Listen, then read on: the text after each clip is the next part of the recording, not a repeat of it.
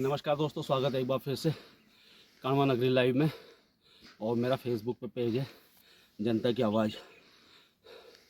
दोस्तों, आज हम जा रहे हैं अंकिता भंडारी के घर की तरफ। और मैंने भी सोचा था एक बार ज़रूर सांत्वना देने में ज़रूर जाऊंगा और उस बेटी से, उस बहन से, उनके परिवार से मिलने का प्रयास करूंगा। और जो भी होगा वो आप लोगों के साथ शेयर भी करेंगे। तो रास्ता देख सकते हैं आप, डोब श्रीकोट उनका गांव पड़ता है, नीचे है डोब श्रीकोट और ये ऊपर की तरफ हम चल रहे हैं। तो इस प्रकार का रास्ता है और यहाँ समस्या भी है, सड़क की भी समस्या है। इसी कारण हमारे जो लोग हैं वो पलायन करने के लिए मजबूर है ऐसी सड़कों पर। पौड़ी में मुख्यमंत्री जी का कार्यक्रम था तो उसको कवर करने आया था, तो मैंने सोचा एक दिन और यहाँ पर रहकर इस पूरे क्षेत्र में अगर देख लें, जितना हमसे हो सकेगा प्रयास हम करेंगे। और चल रहे देखिए कि वो रास्ता है जहाँ से वो बेटी कहीं ना कहीं अपने माँ बाप का सहारा बनने के लिए चली थी। और आज किस प्रकार से दुखी है ये पूरा परिवार। उनकी दादी का भी स्वर्गवास हुआ है और उनकी माँ जो है वो भी बीमार हैं बताया जा रहा है। तो चल रहे हैं दोस्तों, प्रयास है छोटा सा, हम भी करते रहते हैं, चलते हैं। नमस्कार दोस्तों, स्वागत है एक बार फिर से कानवा नगरी लाइव में। और दोस्तों, कल जैसा मुख्यमंत्री पुष्कर सिंह धामी का एक कार्यक्रम था पौड़ी में, तो मैं वो पौड़ी पहुंचा था और मेरी एक ख्वाहिश भी थी कि मैं जो हमारी जो बेटी है अंकिता भंडारी, जिस प्रकार से पूरा उत्तराखंड में कहीं ना कहीं उबाल है, पूरे उत्तराखंड नहीं, आज आप देखेंगे कि पूरे भारत और पूरी दुनिया में कहीं ना कहीं उबाल है कि उनके जो हत्यारे हैं उनको कड़ी से कड़ी सज़ा मिले, फांसी की सज़ा मिले।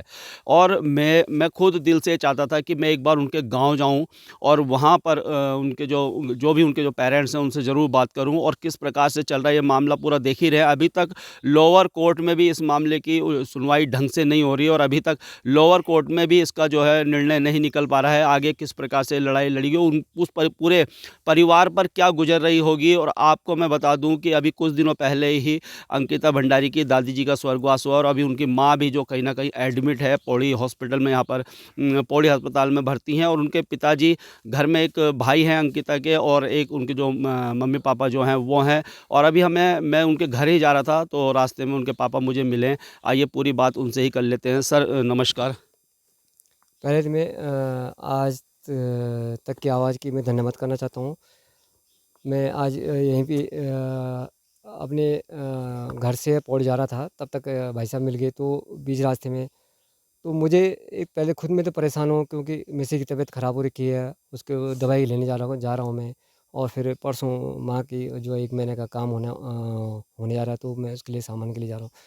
तो मैं सबसे पहले ये कहना चाहता हूँ कि सरकार और पुलिस प्रशासन, डीजीपी अभिनव कुमार जानबूझ के जो मेरी लड़की का जो केस कोर्ट में चल रहा है और उनको वहाँ पे प्रेशर डालने के लिए, हल्का करने के लिए जो व्यक्ति हमारे साथ मेरा कंधे पे कंधे मिला के साथ दे रहे हैं, जैसे हमारे आशुतोष आशुतोष नेगी नेगी जी जी। हैं, उनकी पत्नी का ट्रांसफ़र करना, उन पे फर्जी मुकदमा लड़ना करना। और जो अवनीश नेगी जी हैं, जो लोअर कोर्ट में हमारे केस को देख रहे हैं, उनकी बहन का देहरादून डीजीपी कार्यालय से अभिनय कुमार द्वारा ट्रांसफ़र करना, वो भी इतनी दूरस्थ स्थान पे, उत्तरकाशी के शायद बुड़ाकोट क्षेत्र में दूरस्थ जो एक कस्बा टाइप का है, वहाँ ट्रांसफ़र करना, ये कितनी विडंबना है। और जनता जानती है कि इनके साथ अन्याय हो रहा है। और अगर मैं डीजीपी साहब को ये बोलना चाहता हूँ, अगर अवनीश नेगी जी ने ये केस अगर छोड़ा तो मैं आपको टारगेट बनाऊंगा और जनता, पूरी उत्तराखंड की जनता को सड़कों पे उतार दूंगा और आपके खिलाफ नारेबाजी करूंगा। और हो सके हम देहरादून आपके ऑफिस में धरने पे बैठ जाएंगे अगर आपने अवनीश नेगी जी का बहन का ट्रांसफ़र नहीं रोका। और विशेषकर मैं पुष्कर सिंह धामी से कहना चाहता हूँ कि अभी भी वक्त है, अभी भी समझ आओ। अगर अभी भी नहीं संभलोगे तो आने वाले लोकसभा चुनाव में हम पूरे उत्तराखंड में भ्रमण करके आपके खिलाफ आवाज़ उठाएंगे। तो दोस्तों जैसा आप देख रहे हैं कि इससे पहले जो वकील थे उनका भी जो कार्य था वो पूरे परिवार को पसंद नहीं था, और जब अवनीश नेगी जी जो दोबारा से अपॉइंट हुए हैं उनकी बहन का भी कहीं ना कहीं सर इस्तीफा वो ट्रांसफ़र कर दिया है। हाँ, वो और तो इससे पहले आशुतोष नेगी की जो वाइफ है, मैं बता दूं, आशुतोष नेगी वो व्यक्ति है जिन्होंने शुरू से इस केस को उठाया। अगर वो व्यक्ति नहीं होता आशुतोष नेगी तो ये मामला आज इस प्रकार से नहीं उछलता, और उनके साथ भी लगातार उनको भी प्रेशराइज किया जा रहा है। उनकी जो वाइफ है उनका ट्रांसफ़र दूरस्थ क्षेत्र में कर दिया गया है। तो इस प्रकार से पूरा प्रेशर बनाया जा रहा है जिससे कि ये लोग इस पूरे मामले से हट जाएं। क्या कहेंगे सर? हाँ, बिल्कुल निश्चित है। अगर काश अगर आशुतोष नेगी जी अगर हमारा साथ शुरू में नहीं देते, तो ये तो कभी केस को रफ़ा-दफ़ा कर देते। और देखो उनको इतना उत्पीड़न कर रहे हैं, कभी उनकी मिसेज़ का ट्रांसफ़र करना, कभी उन पे फर्जी मुकदमा करना, जबकि फर्जी मुकदमा वाला जो राजपुर राजा राजा कोली है, उसके 3 वो बना रखे हैं, आईडी बना रखी हैं कि किसी आईडी में कोई और नाम, किसी आईडी में कोई और नाम, तो वो तो ऐसे ही फँस गया वो तो बेचारा। तो मैं चाहता हूँ कि जो अवनीश नेगी जी की बहन है मनीषा नेगी, इनका ट्रांसफ़र रोका जाए, और विशेष खासकर जो है अभिनव कुमार जो डीजीपी हैं, डीजीपी साहब हैं, उनको विशेषतः ये मैं कहना चाहता हूँ कि आपके खिलाफ़ भी हम आवाज़ उठाने के लिए तैयार हो जाएंगे और देर-दिन तक पहुँच जाएंगे हम। अभी भाई साहब अंकिता की माँ की तबीयत भी ख़राब है, कैसे हाँ, क्या? अभी ठीक नहीं है, अभी बुखार उसका चल ही रहा है। अब मैं अभी दवाई लेने जा रहा हूँ पौड़ी, और उनको दवाई लेने आना है। अभी परसों सुनवाई भी थी, क्या हुआ था उसमें? हाँ, परसों सुबह तो मैंने सुना है कि वो फ़िलहाल स्थगित की गई हो सुनवाई में।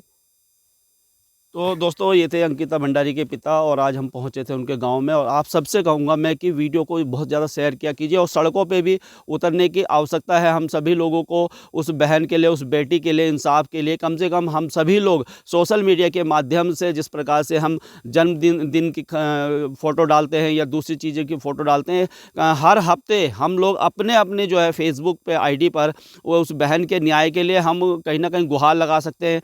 1 2 3 4 5 जितने भी लोग हैं, हम हज़ारों लाखों की संख्या में अगर हम इस प्रकार से एक आंदोलन इसको करेंगे तो क्यों नहीं उस सरकार पे प्रेशर पड़ेगा। और जिस प्रकार से वो लगातार दबाव बना रही है उस पूरे परिवार पे, और जो आशुतोष नेगी हैं जो कि इस मामले को उन्होंने मैं आपको बता दूं कि उन्होंने कहीं ना कहीं अपनी जो है जान जोखिम में डाल दी उन्होंने इस पूरे मामले को उजागर कर कर। और ऐसे बहुत कम लोग होते हैं जो इस प्रकार से, और अंकिता भंडारी के लिए जो लड़ाई लड़ रहे हैं। आशुतोष नेगी के बारे में क्या कहेंगे भाई साहब? अरे! आशुतोष नेगी के बारे में जो बोलूँगा भी तो कम है। मतलब उन्होंने इतनी मदद की हमारे साथ। अभी देखो कभी तो कोलार भागते हैं, कभी नैनीताल जाते हैं, कभी सुप्रीम कोर्ट तक पहुँचते हैं। तो इतनी मेहनत कर रहे हैं वो हमारे लिए, इतनी मेहनत कर रहे हैं, मतलब बोलना ही कम है मतलब। तो मैं तो इतना धन्यवाद करना चाहता हूँ आशुतोष नेगी जी के। अगर आशुतोष नेगी जी हमारे साथ कंधे पे कंधे हमारे साथ नहीं देते, तो ये तो कभी हमारा केस तो कभी रफ़ा-दफ़ा करते। हमें क्या पता कोर्ट कचहरी के मामले में, पर लेकिन उनको पता था कि ऐसे-ऐसे होता है। तो उन्होंने पूरा मतलब अभी तक हम मतलब हम पूरा जान जोखिम में डाल के अभी तक लड़ाई को लड़ रहे हैं। और हम भी पीछे हटने वाले नहीं हैं। आशुतोष भाई को अगर कुछ हो गया, सरकार द्वारा उत्पीड़न किया गया, तो हम ईंट से ईंट बजा देंगे सरकार की। सड़कों पे उतर जाएंगे? बिल्कुल सड़कों पे उतर जाएँगे हम तो। तो अगर आशुतोष नेगी को भाई साहब कह रहे हैं कि कुछ होता है तो हम सड़कों पर उतरने के लिए भी बाध्य होंगे।